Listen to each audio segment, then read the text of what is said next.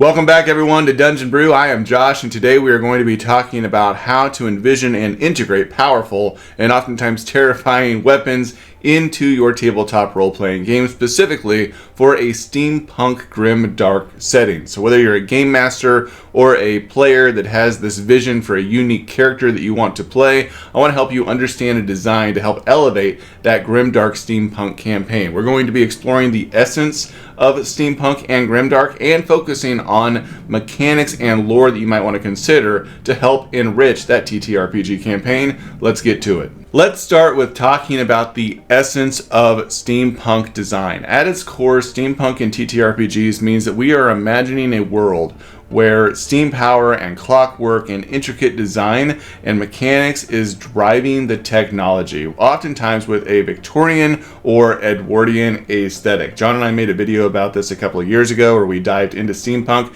and that aesthetic is what we're aiming for. But when you're thinking about that, especially with the weapon, you want the weapon to have the look, but you also want it to feel real during gameplay, which means that it's not just about the cosmetics, it's also about the feel of the weapon and the mechanics that you've built around it. So when you're designing steampunk firearms for your game, you want to, of course, include intricate gears, which is going to imply that there's complex maintenance, but it also means that you might require a specific skill check to repair or even understand the gun itself. You may have brass accents to denote that it's a high quality weapon or that it's expensive, but this might also hint that it's potentially made of fragile components that could break easily. You might also include steam-powered mechanisms, which could provide some fun, in describing the scenes where your players are wielding this weapon. So you might describe a number of things like this hiss of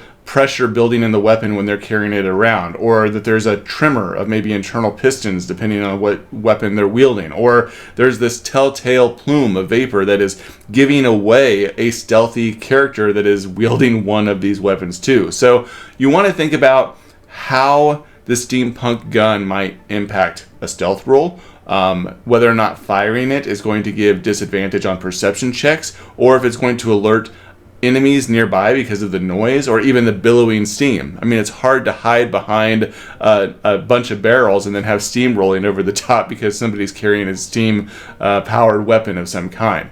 So once you kind of have considered some of those elements, then you want to add on the layers of grimdark, the elements of what grimdark is, to make sure the two genres are blending well together. So these weapons are oftentimes brutally effective, and this should be reflected really well in a grimdark setting where the world is really honing in on that need for survival. Surviving is paramount. So this high-powered weaponry in a grimdark setting suggests that there should be severe consequences for them.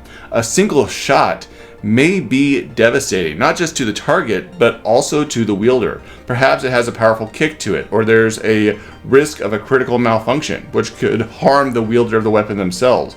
Adding in that gritty edge translates these weapons to feel less like tools and more like brutal instruments, which I think is what you're aiming to do. They could be prone to jamming. They could require a quick action to actually clear that jam, or they might inflict, again, these grievous wounds that necessitate specific medical checks in order to stabilize. If you have gunpowder blowing back in your face that is sparking and burning you, you're going to want to take care of that, especially if it gets into your eyes or if you already have an open wound that it could potentially get into. So to illustrate this, I just want to consider a couple of iconic examples and their tabletop role-playing game implications. Let's say that you have a Gatling gun, okay? And in a steampunk setting, this would be a true force of nature. For a game master, you're considering that it has a high rate of fire, and this is going to mean a lot of dice rolls, but it also means a lot of potential drawbacks to it. Perhaps it needs an extensive setup or a constant supply of specific rare fuel in order to power it. Its imposing presence could also be a game mechanic. It could be providing the players an intimidation bonus when it's being brandished, or a morale penalty to enemies who are facing against it. Then what if we consider the Pepperbox Rifle? This is a two-handed multiple barrel firearm that is characterized by having rotating clusters of barrels. They oftentimes resemble like a pepper mill or a pepper shaker, which is where it gets its name. The player could fire one barrel, or they could fire multiple barrels with the piercing slugs. How will you as the game master impact the misfire chance if they fire more than one barrel? Does it require a separate action to load those barrels before firing, or can you have feats that you've created in order to help them load the gun faster? Does this weapon have an imposing presence to grant advantage on intimidation checks, or even create a fear effect on lower level enemies? Then if we consider a gun like the Blunderbuss. The Blunderbuss is pretty popular. Let's say that you have an ornate Blunderbuss in your game. Characters don't carry this because it's pretty. This is a powerful gun. In fact, one powerful blast might translate into a significant area of effect damage, but you might have to balance that with maybe a lengthy reload time or a chance to misfire as well. Maybe this weapon, because of its intricate detailing, allows you to hide some complex systems within the gun specifically, which allows it to have different firing modes. So maybe the player can shift between having a widespread shot for multiple weak targets and a concentrated slug for single tougher foes. This damage that it does, especially if you have that single shot option with it, could be significant to those foes if you hit them. But it might also mean that you have penalties to ranged attacks with this weapon. So there's a lot of things that can be included with the Blunderbuss specifically, and I've seen it handled differently in different games. I'm curious how you would utilize it within your game. If you have this weapon, you know, with a spring-loaded chamber within it, and it has to be manually primed, do your players have to take a bonus action for that? Is there a complex percussion cap system that has a higher chance of misfire with this weapon? In these grimdark settings, you really want to consider it, because those misfires could lead to permanent weapon damage or even character injury, and that's what makes it a lot of fun when you're playing in darker worlds. And then lastly, I do want to talk about the Long Musket. So you have a almost like a sniper level weapon with a sleek design that has brutal efficiency to it. If you're using a weapon like this, does that accurately translate into mechanical bonuses like higher to hit modifiers, or maybe there's an extra damage dice attached to it on critical hits, or even when you maximize damage rolls, does it do more damage?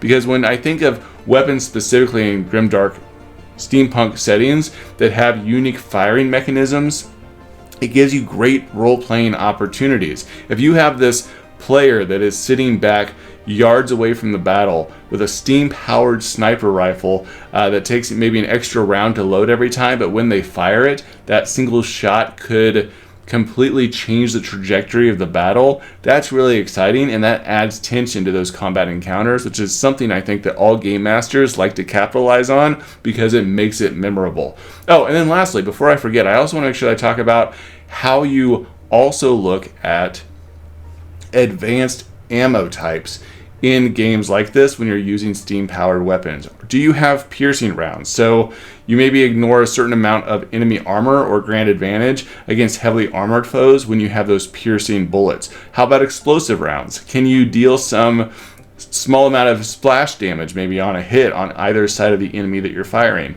Are there incendiary rounds so you can ignite targets and cause, you know, ongoing fire damage to them by getting access to that type of ammunition? Or concussion rounds, you know, you can potentially knock out targets. You can knock them prone, you can stun them for a round. Those types of bullets could be extremely rare. They might have a high cost to them, but they also add a really cool strategic element to their use. And I think that you should consider those in your game as well. If you are using steampunk weapons, what type of ammunition is accessible to your players? The beauty of Grimdark Steampunk guns is that it bridges this gap between reality and the fictional games that we play. It's our own history and the fictional games that we play. It allows us to pull something into our games that can almost become their own character pieces and have their own story, much like other weapons that you may carry within a TTRPG. So does this Blunderbuss, has it been passed down from generation to generation? Is the ornate brass tarnished with the blood of ancestors? Are there knocks along the handle that tell you how many kills this gun has to its name? Was this Dragoon pistol salvaged from a battlefield? Is its mechanisms grinding imperfectly a testament to the last desperate shot that was fired from its wielder? That level of detail can really make these weapons core artifacts within the narrative, and it can be really exciting for the players around the table.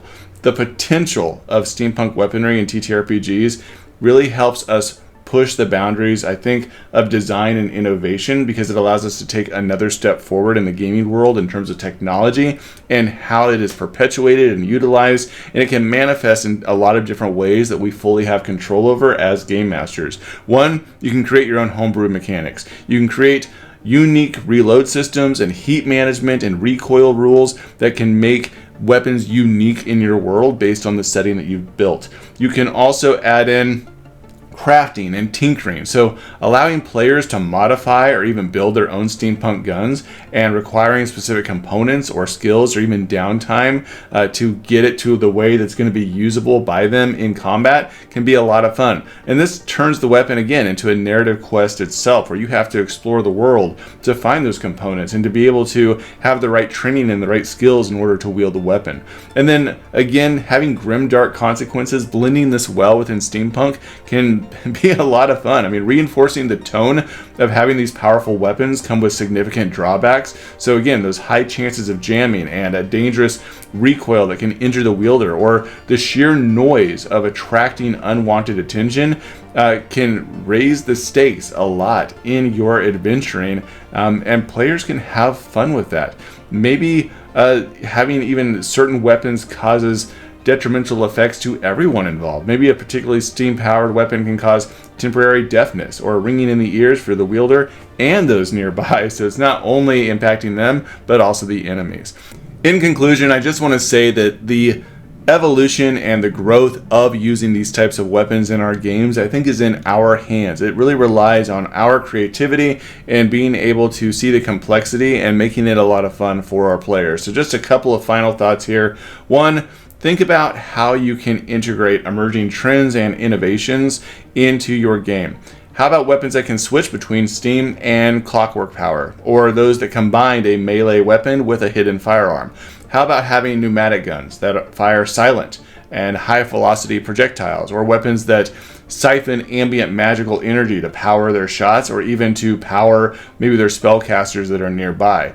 And think about the grimdark impact. How does the scarcity of resources affect weapon maintenance? Does ammunition become a precious commodity that is sought out? How does this impact politics and wars around your world? Do those powerful weapons attract the attention of oppressive regimes or monstrous threats, adding new layers of conflict to the campaign that you're running? All of those elements can, again, make it that much more engaging and immersive for your players. So let me know down in the comments. Final question: if you were to create your own design, homebrew your own unique rules, or imbue these weapons into your game, what would you do? Let me know, and as always, hit that like and subscribe button, hit the bell, go check out our Patreon where we have lots of resources for game masters like you, and stay tuned because we have some big announcements coming up in the next few weeks. Talk to you later. Dungeon